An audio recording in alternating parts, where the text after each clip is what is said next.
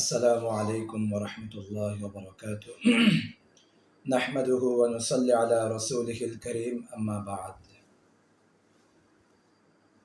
আজকে আমি আপনাদের সামনে আলোচনা করব ইমানের নিদর্শনাবলী নিয়ে। আমরা যে নিজেকে ইমানদার দাবি করি, আমি যে একজন মুসলিম, একজন ইমানদার, এটা শুধু আমি লা ইলাহা ইল্লাল্লাহ মুহাম্মাদুর রাসূলুল্লাহ বললে কি হয়ে যাবে? অথবা আমি মুখে স্বীকার করলাম আমি আল্লাহকে বিশ্বাস করি, তাহলে কি হয়ে যাবে? শুধু এইটুকু করলেই আমার ইমানের জন্য যথেষ্ট হবে না, বরং আমাকে বুঝতে হবে, জানতে হবে এমন কোন কাজ রয়েছে যার মাধ্যমে আমি নিজেকে ইমানদার বলে দাবি করতে পারবো। কোরআন ও হাদিসের মধ্যে অনেকগুলো ইমানের আলামত রয়েছে, নিদর্শনাবলী রয়েছে। সেগুলো আমার মধ্যে আছে কিনা, সেগুলো আমি আমার মধ্যে পরিপূর্ণ আনতে পারছি কিনা, সেটি অবশ্যই আমাকে দেখতে হবে। যদি না থাকে সেগুলো আমার মধ্যে আনায়ন করতে হবে, তাহলে আমি নিজেকে একজন পরিপূর্ণ ইমানদার বলে দাবি করতে পারবো ইনশাআল্লাহ। তো আমি আজকে আপনাদের সামনে কিছু হাদিস আলোচনা করব, যে হাদিসগুলোর মধ্যে রাসূল করিম সাল্লাল্লাহু আলাইহি ওয়াসাল্লাম ইমানের আলামত, নিদর্শনাবলী সম্পর্কে আলোচনা করেছেন, বর্ণনা করেছেন। অনেকগুলো হাদিস রয়েছে এবং অনেক নিদর্শনাবলী রয়েছে। আমি হয়তো তার মধ্যে থেকে কয়েকটি আলোচনা করব, যেগুলো সাধারণত আমরা আমাদের মধ্যে সহজে আনয়ন করতে পারবো, আমাদের জন্য যেগুলো সহজ হবে। এক নম্বর হাদিস আমি বলবো ইবনে আব্বাস রাদিয়াল্লাহু তাআলা আনহু, عن ابن عباس رضي الله تعالى عنه قال قال رسول الله صلى الله عليه وسلم ذاق طعم الإيمان من رضي بالله ربا وبالإسلام دينا وبمحمد رسولا। ইবনে আব্বাস রাদিয়াল্লাহু তাআলা আনহু থেকে বর্ণিত, রাসূল করিম সাল্লাল্লাহু আলাইহি ওয়াসাল্লাম বলেছেন, সেই ব্যক্তি ইমানের স্বাদ পেয়েছে যে ইসলামকে দিন হিসাবে পেয়ে খুশি হয়েছে। দ্বিতীয়ত, যে ব্যক্তি আল্লাহ তাআলাকে রব হিসাবে পেয়ে খুশি হয়েছে। তৃতীয়ত, যে ব্যক্তি রাসূল করিম সাল্লাল্লাহু আলাইহি ওয়াসাল্লামকে, মুহাম্মদ সাল্লাল্লাহু আলাইহি ওয়াসাল্লামকে রাসূল হিসাবে পেয়ে খুশি হয়েছে। এই তিনটি অবশ্যই লাগবে।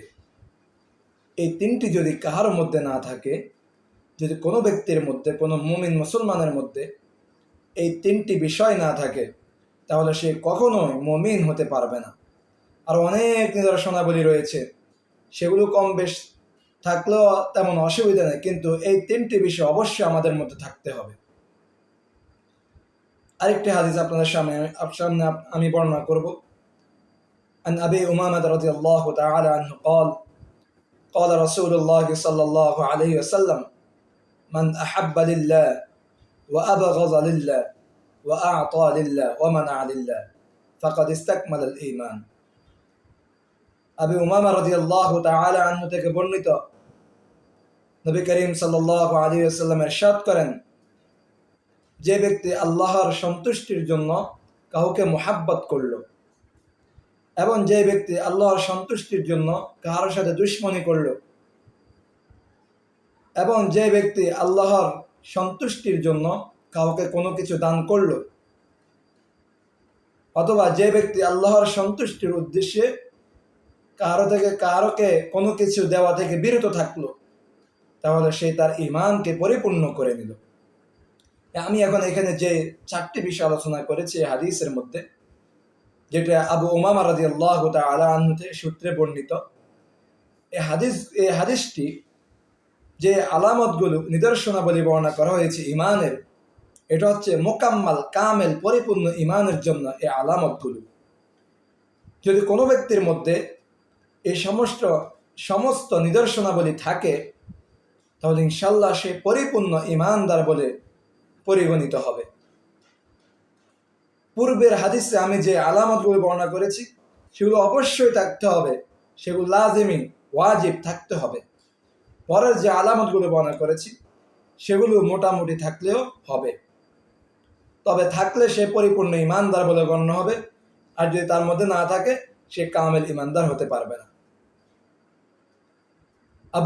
আবু উমামা রাদিয়াল্লাহু তাআলা আনহু সূত্রে আরেকটি হাদিস বর্ণনা রয়েছে, قال رسول الله صلى الله عليه وسلم ما الإيمان قال إذا سرتك حسنتك وساءتك سيئتك فأنت مؤمن। রাসূল করিম সাল্লাল্লাহু আলাইহি ওয়াসাল্লামকে এক ব্যক্তি আয়েশা জিজ্ঞেস করলেন, ইয়া রাসূলুল্লাহ মাল ঈমান, ঈমান কি? তখন নবী করিম সাল্লাল্লাহু আলাইহি ওয়াসাল্লাম বললেন, যদি তোমার কোনো ভালো কাজ করার পর যদি খুশি লাগে এবং খারাপ কাজ করার পর যদি তোমার খারাপ লাগে তাহলে তুমি মুমিন। তাহলে এটাও একটা ইমানের আলামত, নিদর্শন। যদি আমার ভালো কাজ করার পর আমার অন্তর খুশি হয়ে যায়, আমার দিল খুশি হয়ে যায়, যদি দিলের মধ্যে প্রশান্তি অনুভব হয়, তাহলে মনে করতে হবে আমি মুমিন, আমি ইমানদার। আর যদি কোনো গুনাহ করার পর আমার মধ্যে পেরেশানি শুরু হয়ে যায়, আমি যদি পেরেশানি ফিল করি, তাহলে মনে রাখতে হবে আমি ইমানদার। কারণ মুমিনের যখন কোনো ভালো কাজ করে, যখন কোনো ইবাদত করে, তখন মুমিনের দিল প্রশান্তি হয়ে যায়, প্রশান্তি লাভ করে। আর যখন মুমিন কোনো গুনাহ করে তখন দিলে বেচैन শুরু হয়ে যায়, পেরেশানি শুরু হয়ে যায়। তখন ওই ব্যক্তি আবার প্রশ্ন করলেন, মাল ইস, গুনাহ কি? قال رسول الله صلى الله عليه وسلم إذا حاك في نفسك شيء فدعه إذا حاك في نفسك شيء, যখন কোনো জিনিস তোমার দিলে পীড়া দিবে, তুমি একটা কাজ করতেছ, কাজ করার মধ্যে এখন তোমার দিলে আসতেছে মনে হয় এই কাজটা খারাপ হবে, এটা ভালো হবে না, তোমার দিল জ্বলতেছে এই কাজটা, রাসূল করিম সাল্লাল্লাহু আলাইহি ওয়াসাল্লাম ফাদাহু, তুমি তা ছেড়ে দাও, তাহলে তুমি গুনাহ থেকে বেঁচে যাবা। কারণ গুনাহ করলে সাধারণত মানুষের অন্তর ঠিক থাকে না, অন্তর নষ্ট হয়ে যায়। কোনো মুমিন যদি গুনাহ করে, গুনাহ করতে যায় অথবা গুনাহের কল্পনা মুমিন যদি করে, তখন মুমিনের দিলে বেচैन শুরু হয়ে যায়, দিলে হাহাকার শুরু হয়ে যায়। যখন এই হাহাকার শুরু হয়ে যাবে মনে রাখবা সেটাই গুনাহ, তখন তুমি সেটা ছেড়ে দাও। রাসূল করিম সাল্লাল্লাহু আলাইহি ওয়াসাল্লাম বলেছেন। আল্লাহ তাআলা আমাদেরকে পরিপূর্ণ ঈমানদার হওয়ার তৌফিক দান করেন। এবং প্রথম যে তিনটি নিদর্শনের কথা বলেছি, আল্লাহ তাআলা ওগুলো আমাদের মধ্যে 100তে 100 আনয়ন করার তৌফিক দান করেন, এবং পরবর্তী যেগুলো বলেছি আল্লাহ তাআলা সেগুলোর প্রতি আমাদেরকে চেষ্টা করার তৌফিক দান করেন। আসসালামু আলাইকুম ওয়া রাহমাতুল্লাহি ওয়া বারাকাতুহু।